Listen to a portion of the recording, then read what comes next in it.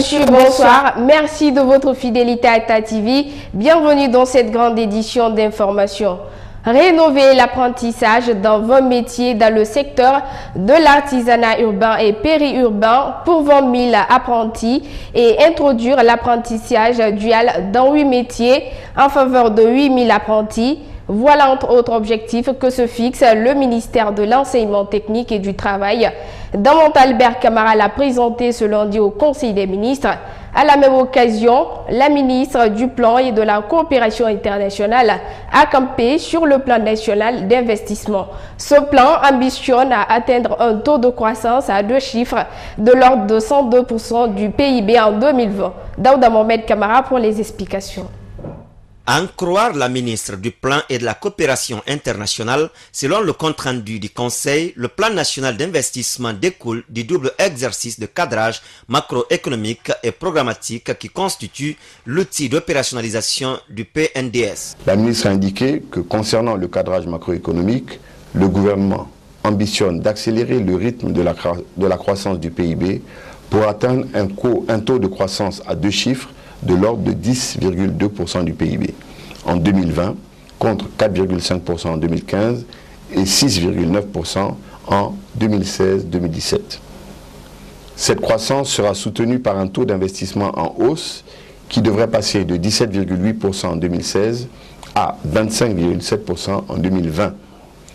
Le gouvernement compte y parvenir en consolidant les grands équilibres financiers internes et externes du pays, en poursuivant les réformes structurelles clés et en investissant dans les secteurs sociaux et dans les secteurs porteurs de croissance. Pour la période 2016-2020, le montant total d'investissement s'élève à plus de 120 000 milliards de francs guinéens, soit 93% du coût total des actions prioritaires du PNDS. Pour couvrir ce besoin, ce cadrage macroéconomique projette pour l'ensemble de la période une entrée nette de capitaux à moyen et long terme de 5 313 milliards de francs guinéens et des investissements directs étrangers de 38 203 milliards de francs guinéens, soit un gap résiduel de 7 138 milliards de francs guinéens. S'agissant du cadrage programmatique des investissements, c'est un ensemble de projets et programmes d'investissement identifiés de façon participative, ministères sectoriels et institutions républicaines. La ministre a informé qu'une base de données de 675 projets et programmes a été constituée et répartie suivant ces critères en 3 portefeuilles couvrant les 4 piliers du plan national de développement économique et social. Ces portefeuilles se présentent comme suit: un portefeuille de 245 projets et programmes actifs pour un coût d'environ 73 637 milliards de francs guinéens. Un portefeuille de 172 projets et programmes phares pour un coût estimé à 345 007 milliards de francs guinéens et un portefeuille de 258 projets et programmes de réserve pour un coût de 130 305 milliards de francs guinéens. Parlant du programme cadre de développement de l'apprentissage dans le secteur de l'artisanat urbain et périurbain, le coût de financement est estimé à 35 millions de dollars américains. Rénover l'apprentissage dans 20 métiers du secteur de l'artisanat urbain et périurbain au profit de 20 000 apprentis sur toute l'étendue du territoire. Introduire l'apprentissage dual dans 8 métiers et de l'artisanat urbain et périurbain en faveur de 8 000 apprentis dans toutes les régions. Améliorer la gestion et le pilotage de l'apprentissage rénové et dual, améliorer le système de financement de l'apprentissage et améliorer l'accès et l'équité dans l'apprentissage. Et l'atteinte de tous ces objectifs se réalisera à travers la mise en œuvre de 8 composantes par 30 actions réparties sur 5 ans. Mais il reste tout de même tributaire de la mobilisation des financements nécessaires à la fois par l'augmentation du budget du département et la recherche de financements extérieurs. Il faut dire qu'à l'entame du Conseil, c'est d'abord le chef de l'État qui a ouvert avec des instructions. Il s'agit notamment de la libération des emprises de Conakry et les travaux de la construction du bureau de la BAD dans la capitale guinéenne. On écoute Damonta Albert Camara. Le chef de l'État a réitéré sa volonté d'atteindre les performances macroéconomiques telles que définies dans le plan national de développement économique et social et a invité le gouvernement à œuvrer dans ce sens. Monsieur le Président de la République a invité le ministre en charge de la sécurité à diligenter de toute urgence les mesures appropriées pour faciliter la circulation automobile et libérer les emprises sur la voie publique à Conakry. Le chef de l'État a demandé au ministre en charge de l'industrie de mettre à disposition un espace à Daboya afin d'y installer un hangar frigorifique dédié à la conservation de fruits et légumes. Le président de la République a invité le gouvernement à accélérer les travaux de construction du futur bureau de la représentation de la Banque africaine de développement à Conakry. Le chef de l'État a demandé au ministre concerné de préparer la prochaine réunion de travail avec l'OCDE prévue au mois d'octobre à Bruxelles. Enfin, le président de la République a demandé à la ministre en charge de l'environnement de réaliser un état des lieux de notre patrimoine écologique et environnemental. Conformément au communiqué de la présidence de la République, la CENI a présenté ce lundi le projet de chronogramme relatif à l'organisation des élections communales en Guinée. Selon ce document, le scrutin proprement dit aura lieu précisément le 4 février 2018, une date proposée après 3 jours d'échange entre les parties prenantes du processus électoral. Saloum Kondé nous fait le point. La date du 4 février émane d'un consensus de toutes les parties prenantes au processus électoral. C'est ce qu'a indiqué le président de la CENI au terme des travaux de planification des opérations ce lundi à Conakry. Et le compte à rebours démarre normalement à partir du 7 octobre 2017. Nous voici à la fin de ces travaux qui a débouché sur un chronogramme des élections communales. Là, nous avons pu obtenir une date technique des élections.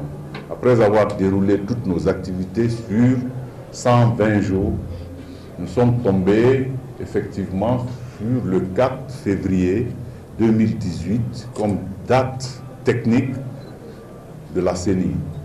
Nous rappelons également que tout ce qui pouvait être des boulots d'étranglement ou des contraintes de nature à empêcher ces élections ont été levées ou sont en voie d'être levées définitivement. Donc nous sommes rassurés sur un ensemble de points qui nous permettent aujourd'hui de dire que les élections techniquement sont réalisables au mois de février 2018. Et pour le bon déroulement de ces opérations électorales, la question financière et celle relative à l'insuffisance des magistrats ont été soulevées au cours des débats. Des inquiétudes qui, selon le président de la CENI, Maître Amadou Salifou Kébé, peuvent être réglées dans le temps. Le 4 février, c'est déjà long. Avant le 7 octobre, nous nous sommes donné ce temps pour pouvoir résoudre ces questions. Je disais tantôt, les niveaux de discussion sont à un tel niveau qui serait extraordinaire que cela ne se réalise pas d'ici le 7. Mais étant des techniciens, nous nous sommes donné un temps pour le réaliser. Parce qu'il ne faut pas programmer pour programmer. Il faut programmer en ayant des bases assez solides pour rebondir. Mais je pense que c'est des questions de temps, peut-être de jours, d'heures, pour que ces questions-là puissent trouver leur solution. Parce que c'est des questions de mobilisation de fonds. Vous savez, le nombre insuffisant de magistrats a posé un certain nombre de problèmes par le passé. Mais avec le code électoral révisé, le manque de magistrats n'est plus un problème parce que nous préconisons de faire présider 2 CACV par magistrat, ce qui va nous permettre de réduire assez. Mais avant de clore la rencontre, les participants ont recommandé la mise à disposition à temps l'intégralité des fonds alloués pour l'organisation de ces élections. Ils ont aussi insisté sur la prise en compte des amendements formulés en plénière. L'annonce de ce chronogramme est saluée par les acteurs de la société civile et ceux des partis politiques, mouvances comme opposition, même s'ils émettent des réserves en ce qui concerne l'insuffisance des magistrats sur le terrain, mais surtout le regroupement des bulletins de vote dans une seule circonscription. Quelques-uns sont au micro d'Aïssata Fofana. Nous avons une très bonne impression parce que la CENI a techniquement présenter le chronogramme prévu le 4 février Et à notre niveau, nous sommes prêts à affronter cette élection locale. Je lance un appel à l'exécutif, à l'Assemblée, par rapport à la proposition que nous a fait la CENI, c'est-à-dire faire déplacer les procès-verbaux d'une commune, d'une, deux jusqu'à 3 communes, vers une autre commune pour rallier le magistrat qui restera en place. Sur ce point, nous avons des réserves. Vraiment, nous sommes fermes. Aujourd'hui, on ne peut pas faire pleinement confiance à la CENI.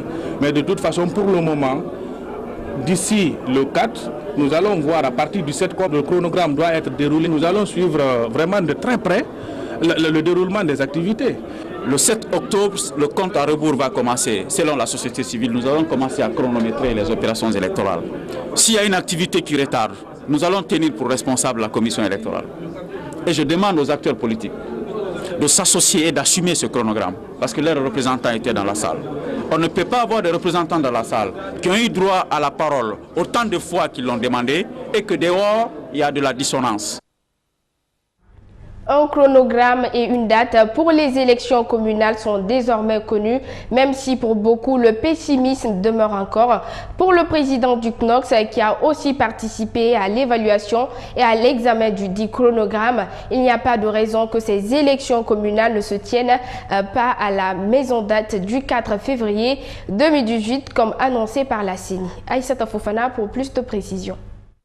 Confiant, merci ses gardes, le président du Conseil national des organisations de la société civile a tout d'abord félicité la Commission électorale nationale indépendante pour le consensus trouvé entre les acteurs pour l'organisation des élections communales tant attendues depuis 2011 dans le pays. C'est un processus qui était opportun parce que ça a permis à la CENI de montrer toute la dimension de sa volonté d'associer tous les acteurs au processus électoral. Ce qui est une avancée importante parce que c'est un processus de planification qui a pris en compte toutes les opinions, même les plus spécifiques et les plus divergentes. Ce chronogramme, ficelé à l'issue d'un atelier national de planification des opérations électorales, comporte selon Dansa Kourouma des marchés de manœuvre permettant de faire face aux contraintes dans l'exécution des activités sur le terrain. Nous avons laissé à l'intérieur de ce chronogramme des points de flexibilité qui nous permettent de rattraper le temps perdu. C'est pourquoi je n'ai pas posé de questions sur les détails temporels. J'ai laissé tomber parce que je sais un chronogramme, ce n'est pas une échelle, mais c'est un ressort. Il faut donner la possibilité de comprimer et de tirer. S'il y a des activités qui retardent pour des contraintes de fond, pour des contraintes techniques, même la saison peut jouer, la capacité des acteurs qui mettent en œuvre les actions du chronogramme, ça peut jouer dans le retard accusé dans la mise en œuvre d'un chronogramme. Même si des problèmes de financement, de découpage électoral ou d'insuffisance de magistrats pour surveiller le scrutin se posent encore, le président du CNOSC, lui, invite à tous les acteurs du processus électoral à assumer le chronogramme établi. Et d'ailleurs, Dansa Kourouma met en garde au cas où les délais sciemment orchestrés ne sont pas réalisés à date. À peine rentré d'une émission qu'il a conduite à l'intérieur du pays, le président du Parti des démocrates pour l'espoir a été réceptionné ce week-end au siège de son parti, un accueil à l'issue duquel Dr Ousmane Kaba a expliqué le motif de sa tournée dans le pays profond. Au cours de son allocution, le leader du PADES a fustigé la malgouvernance dont souffre, selon lui, la population guinéenne. Compte rendu, Aminata Touré. C'est dans le but de promouvoir le PADES et de s'enquérir des préoccupations de la population guinéenne, notamment celle de l'intérieur du pays, que le président du Parti des démocrates pour l'espoir a effectué cette visite. Pour Dr Ousmane Kaba, le premier constat assorti de cette tournée est le manque d'infrastructures sociales de base. Il faut des routes partout en Guinée. Il faut des ponts. Souvent, les populations sont obligées de faire des centaines de kilomètres autour des cours d'eau parce qu'il n'y a pas de pont. C'est une véritable catastrophe. Mais ce n'est pas suffisant. Il faut également de l'électricité dans toute la Guinée. Et le PADES a toujours insisté sur l'électricité. Pourquoi? Parce que sans électricité, il n'y a pas d'usine. Il faut le savoir. L'électricité, ce n'est pas seulement pour donner de l'éclairage. C'est un facteur de production très important. Et s'il n'y a pas d'usine, ça veut dire qu'il n'y a pas de production agricole en amont, car il n'y a pas de débouché. Selon le président du PADES, la population guinéenne, notamment celle de l'arrière-pays, est confrontée à d'énormes difficultés, à savoir le manque d'eau, de centres de santé, d'écoles. À cela s'ajoute le chômage massif des jeunes que le premier responsable du Parti des démocrates pour l'espoir met à l'actif de l'administration guinéenne. Personne ne trouvera du travail dans un pays où le gouvernement lutte contre le secteur privé. Aussi simple que ça. Vous ne pouvez pas combattre le secteur privé et espérer donner du travail à votre jeunesse. C'est impossible. Car c'est les petites et moyennes entreprises dans un pays qui offrent des millions d'emplois. Or, le gouvernement guinéen assassine les petites et moyennes entreprises guinéennes. Et le gouvernement fait appel aux investisseurs étrangers. Je vais vous dire, il n'y a aucun investisseur étranger qui vienne en Guinée, à part le secteur minier. C'est tout. Uniquement le secteur minier. Pourquoi? Parce que le secteur minier est indépendant de la politique du pays. Conscient des difficultés qui assaillent la population, Dr Ousmane Kaba promet d'œuvrer pour le développement économique tout en combattant le chômage afin d'assurer la prospérité de la nation guinéenne, a-t-il conclu. En prélude de la célébration de la Journée internationale de la jeune fille, des responsables de Plan Guinée se sont entretenus ce lundi avec la ministre de l'Action sociale, de la promotion féminine et de l'enfance. Objectif, échanger sur les activités préparatoires de cette journée prévue le 11 octobre de chaque année. Compte rendu est signé Bamamodou Alpha. Résolument engagé pour la protection et l'émancipation de l'enfance et surtout de la jeune fille, Plan Guinée entend aussi mener des actions allant dans ce sens le 11 octobre prochain. Et pour réussir ce pari, le directeur national de cette organisation a rencontré des responsables du département de l'action sociale afin d'harmoniser leur programme. La Journée internationale de la fille est un moment où nous travaillons ensemble avec les gouvernements, avec les différents acteurs de développement pour rappeler aux différentes nations les engagements qu'ils ont pris en faveur de la fille, en faveur de l'éducation de la fille, en faveur du bien-être de la fille. Et pour nous, le ministère de l'Action sociale est notre ministère clé et notre ministère de tutelle pour cette action. Et c'est pourquoi nous avons eu cette séance de travail avec Madame le ministre et tout son staff cet après-midi pour harmoniser nos points de vue et discuter du programme pour la célébration de cette journée ici en Guinée. Au cours de cette journée, plusieurs activités sont déjà prévues, annonce le directeur national de cette ONG. Nous allons travailler au cours de cette journée sur des thématiques telles que la lutte contre l'excision, la promotion de l'éducation de la jeune fille et surtout tout ce qui entre dans le bien-être de la fille. Des thématiques qui constituent d'ailleurs des préoccupations du ministère de l'Action sociale, de la promotion féminine et de l'enfance. Et Maria Massila en est bien consciente. Ici, Plan Guinée se déplace vers nous. Nous sommes vraiment heureux de les accueillir et nous devons parler de la jeune fille. Les problèmes qui se posent à la petite fille en Guinée, c'est les mutilations génitales féminines bien sûr, c'est les mariages précoces, mais aussi c'est la déscolarisation, bien la non-scolarisation, sans oublier les violences dont elle est victime dans les familles et mais pourquoi pas dans la rue. Donc nous voulons mettre à profit ce 11 octobre pour interpeller encore l'opinion nationale et internationale sur la nécessité de protéger la fille, sur la nécessité d'assurer la scolarisation de la jeune fille, qui est la clé vraiment de son émancipation, de son autonomisation. La journée internationale de la jeune fille est célébrée partout à travers le monde depuis 2012. Et cette année, Plan Guinée compte profiter de l'événement Conakry, capitale mondiale du livre, pour ouvrir d'autres centres de lecture.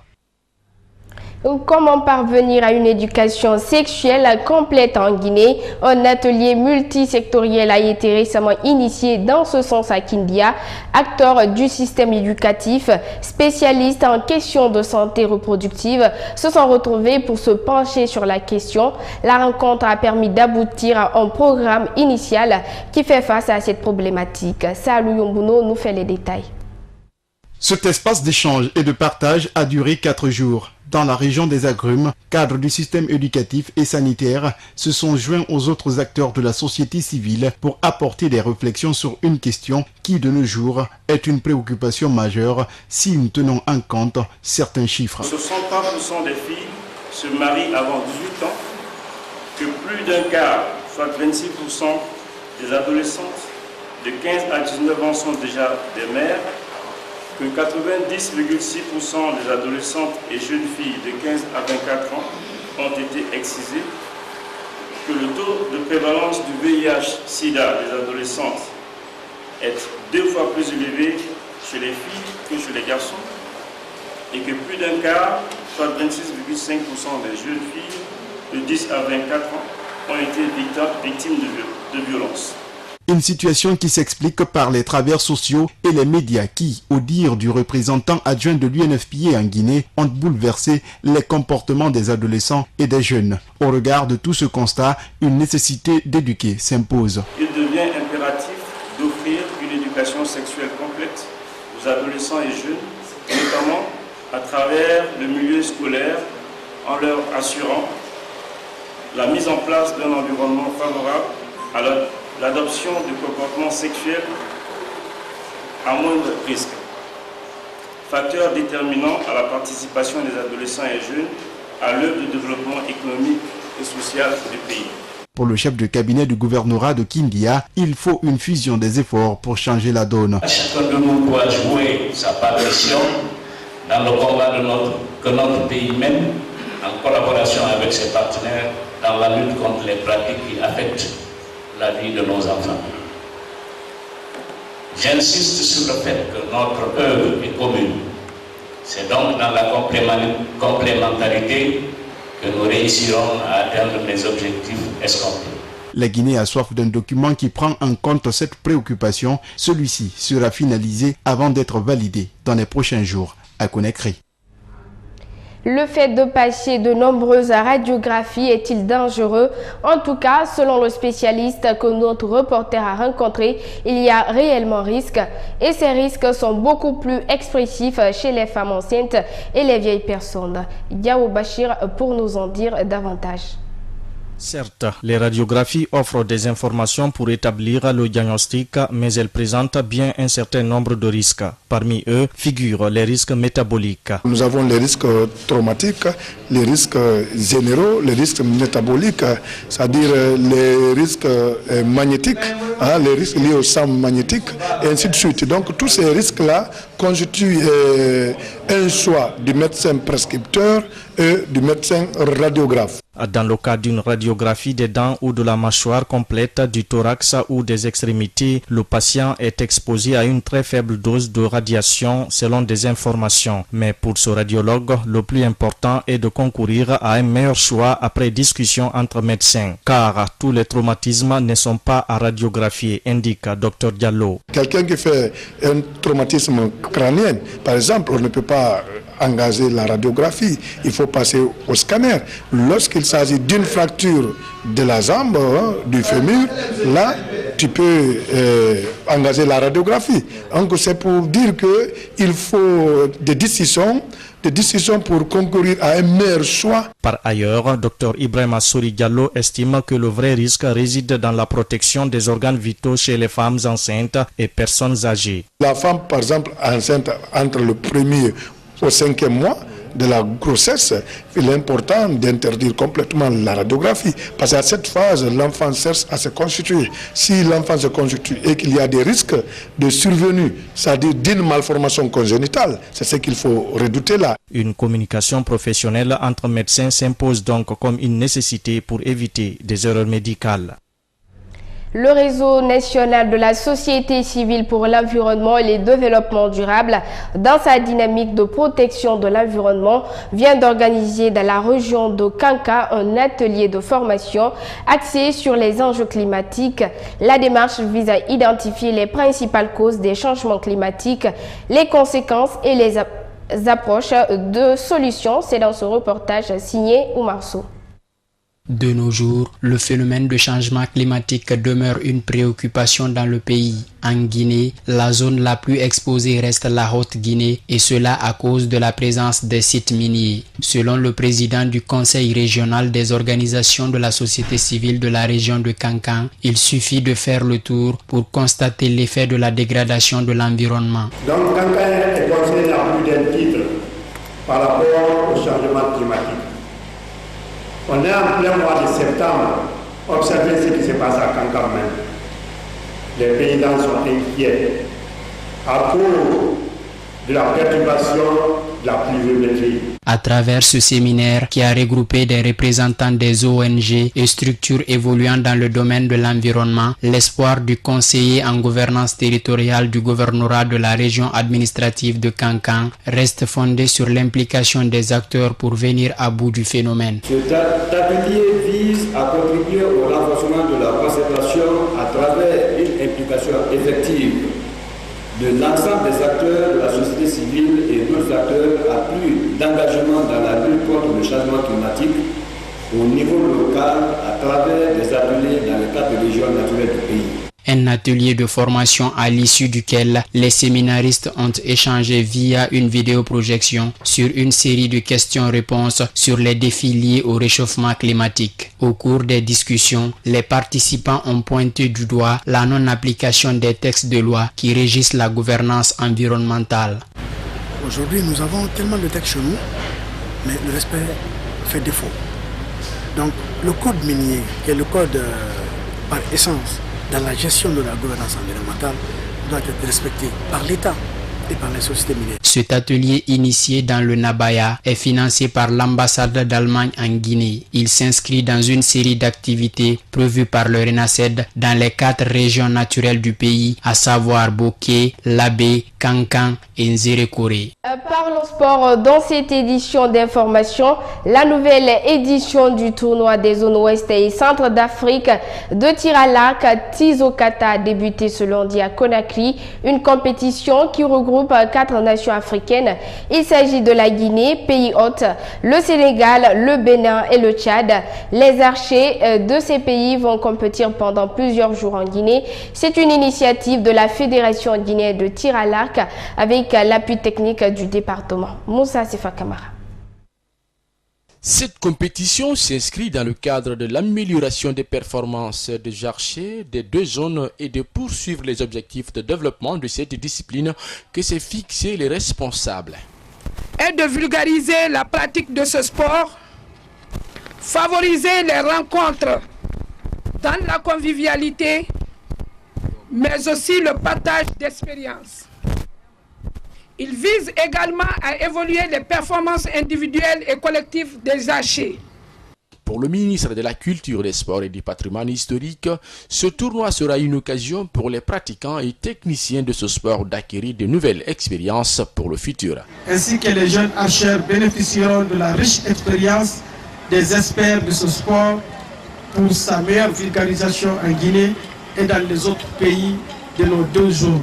Une trentaine d'archers venant de différentes zones se rivaliseront au stade annexe du 28 septembre au moins pour 4 jours. Les 20 mètres, 50 mètres et 70 mètres sont les distances retenues pour les pratiquants de ce tournoi. Et puis la finale de la 58e édition de la Coupe internationale se joue ce mardi à Conakry au stade du 28 septembre. Une rencontre qui mettra aux prises le OREAC, tenant du tir face au Hafia Football Club. À cette occasion, les 2 entraîneurs se sont prononcés sur leur vision par rapport à cette finale, mais aussi les enjeux. Pour Victor Zunka, entraîneur du OREAC, terminer bien la saison reste l'objectif du club. Écoutez.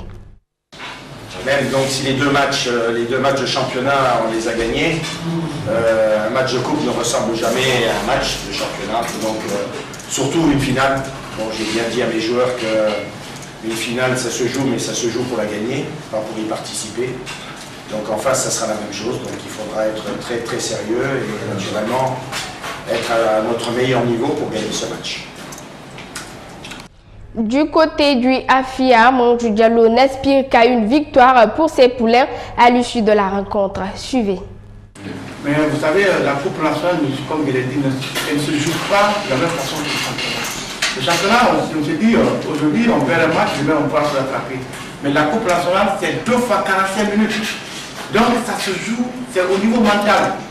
Les enfants aujourd'hui, ils ont ça en tête que la Coupe, comme tu l'as dit, ça se gagne. Donc on viendra demain pour vraiment prendre ce trophée contre le Oraya, l'équipe championne de Guinée. Tous ces propos sont recueillis par Moussa Sefa Kamara. Mesdames et messieurs, voilà, c'est comme ça on se quitte au compte de ce journal. Merci de votre aimable attention et bonsoir chez vous.